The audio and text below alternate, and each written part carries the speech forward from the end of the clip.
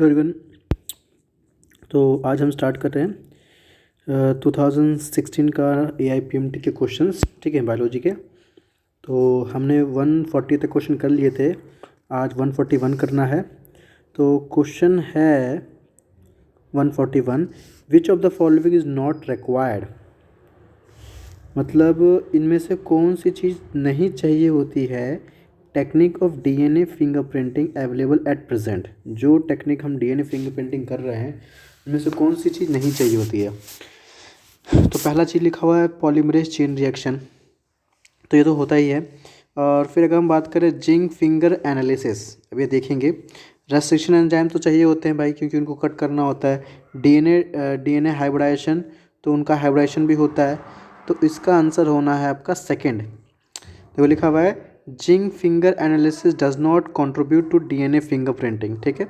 अब question next है which type of tissue correctly match with its location. अब मैं आपको सारे टिश्यू दिखा रहा हूँ और उसकी लोकेशन दिखा रहा हूँ, तो आप पूछा गया कौन सा बिल्कुल करेक्ट मैच करता है।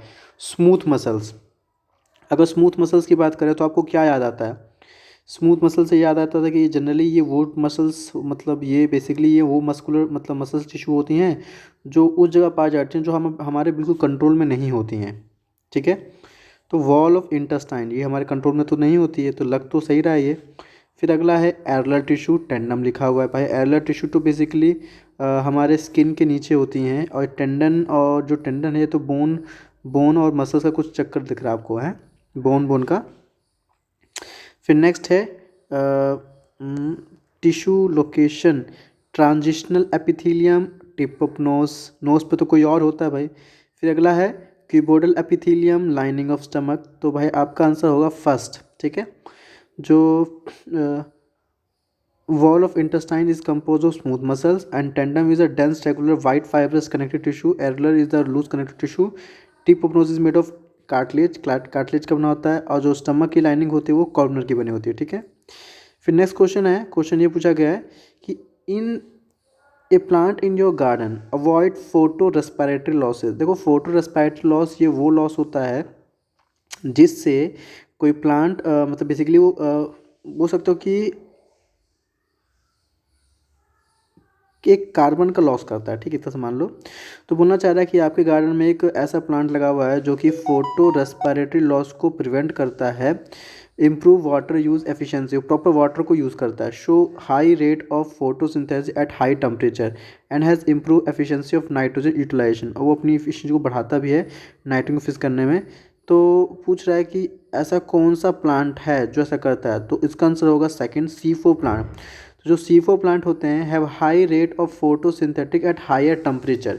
ये आपको एनसीईआरटी के मतलब एनसीईआरटी की लाइन में मिल जाएगा, बिल्कुल सेम लिखा हुआ कि जो ये C4 प्लांट्स होते हैं वो हाई रेट होता है उनका फोटोसिंथेटिक का हाई टेम्परेचर पे। एंड नेक्स्ट क्वेश्चन है which of the following is homologous to the wing of bird. कौन सा होमोलोगस है विंग ऑफ बर्ड के? तो आपको होमोलोगस एनालोगस याद होना चाहिए, इसका आंसर होगा flipper of whale is a homologous to wing of bird, ठीक है, फोर्थ आंसर। फिर नेक्स्ट क्वेश्चन है which of the following characters feature always hold true for corresponding group of animals. मतलब जो भी मैं जैसे एनिमल्स हैं तो बोलना चाह रहा है कि उससे बिल्कुल मैच कर रही है उनकी प्रॉपर्टी। तो सबसे पहला है अगर हम बात करें मैमल्स की, तो मैमल्स क्या होते हैं? विविपेरस होते हैं, एक होता है ओविपेरस, एक ओविपेरस, तो भाई विविपेरस तो है एनिमल्स मतलब मैमल्स। फिर कार्टिलेज एंडोस्केलेटन, फिर chondrichthyes possess a mouth with an upper and lower jaw, chordata एक एक 3 चैम्बर्ड हार्ट विद 1 वर्टिब्रे। तो इसका आंसर होगा फर्स्ट, ठीक है ना। एक मिनट, कुछ आंसर में गड़बड़ लग रहा है। क्वेश्चन क्या है? Always hold true for corresponding group of animals. तो आंसर मेरे हिसाब से तो होना चाहिए थर्ड, मतलब सेकंड होना चाहिए, क्योंकि बेसिकली ना वो, चलो आंसर वैसे सेकंड होना चाहिए क्योंकि मैमल्स विविपेरस होते हैं। फिर क्वेश्चन है next, which of the following statement is not true for cancer in relation to mutation. तो पूछा है कि इनमें से कौन सी बात सही नहीं है। तो ये वाला mutation inhibit produce of telomeres, ठीक है। तो अब देखो cancer will cause by increase telomerase activity making the cancer cells immortal, ठीक है। तो बोलना चाह रहा है कि जो टेलोमेरेज होते हैं वो एक्टिवेट सा हो जाता है और वो कैंसर सेल्स को आगे बढ़ाते हैं। ठीक है, तो क्वेश्चन ये रहा आपका। 4 रहना चाहिए, mutation inhibit production of telomeres, जो कि गलत है। म्यूटेशन होने से ही आगे जाके cancer will cause by increase telomerase activity making the cancer cells immortal and not by inhibition of telomerase production. ठीक है, अगला है the amino acid tryptophan is the precursor for the synthesis of, तो इसका आंसर है first melatonin and serotonin. ठीक है, फिर next question 148, the following are the two statement regarding the origin of life. आपके पास दो स्टेटमेंट दिए हुए हैं। पहला है कि earliest organism that appear on the earth were non green and pre assembly anaerobes. ठीक है, तो पहली बात। दूसरी बात, the first autotrophic organism were the chemoautotrophs that never release oxygen. तो आपसे पूछ रहा है कि इनमें से कौन सी बात जो भी है, मतलब आपका 4 ऑप्शन, तो इसका आंसर थर्ड है कि दोनों बात सही हैं, both first and second are correct. ठीक है, जो पहला ऑर्गेनिज्म था वो बेसिकली एक तरह से मान लो एक तरह से ऑटोट्रॉप्स थे, और वो कीमोट्रॉप्स कभी भी ऑक्सीजन रिलीज़ नहीं करते थे, और वो नॉन ग्रीन थे।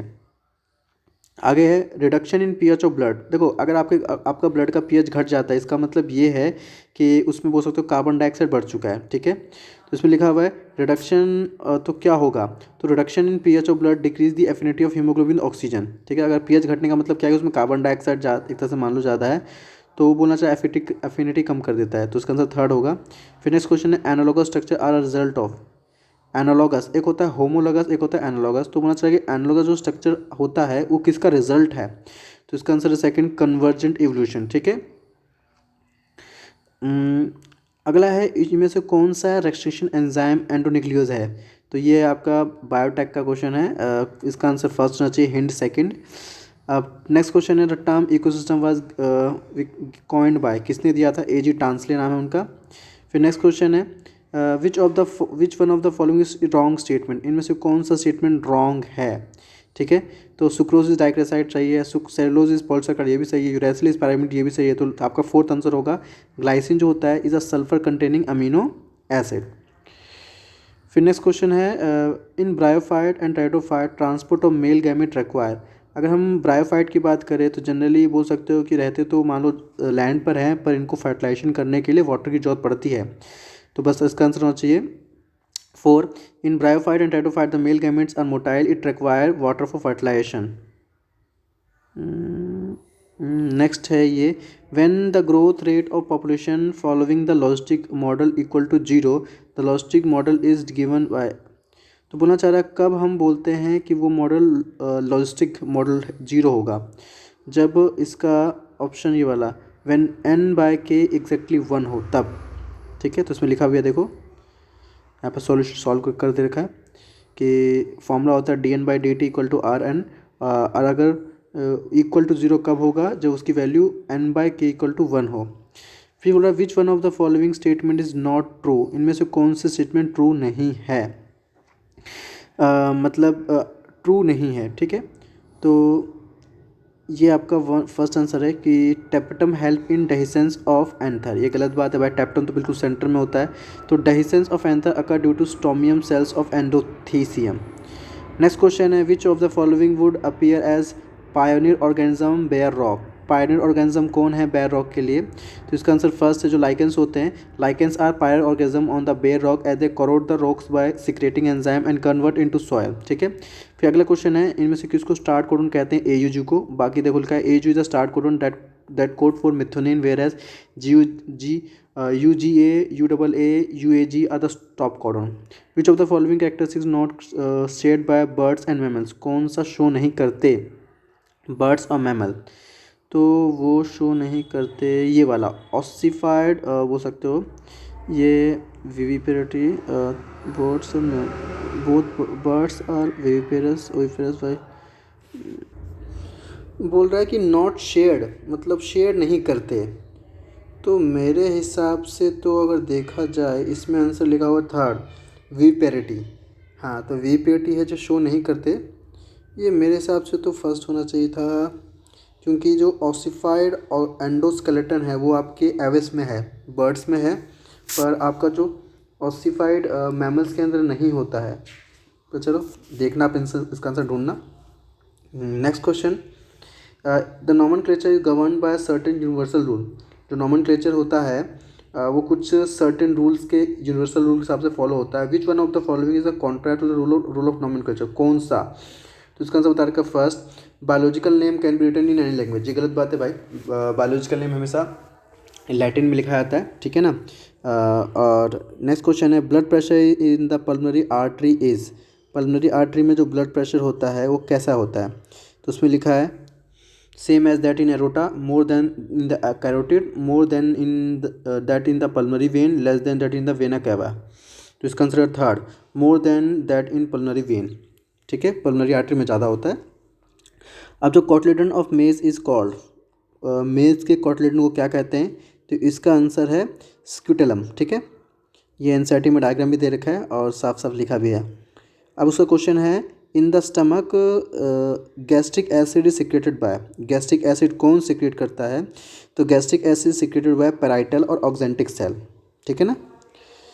फिर अगला क्वेश्चन है, depletion of which gas in the atmosphere can lead to an increase incidence of cancer, skin cancer. किसके से मतलब डिप्लीट होने से स्किन कैंसर हो सकता है? तो इसका आंसर है सेकंड, ओजोन से। तो बहुत ईजी है।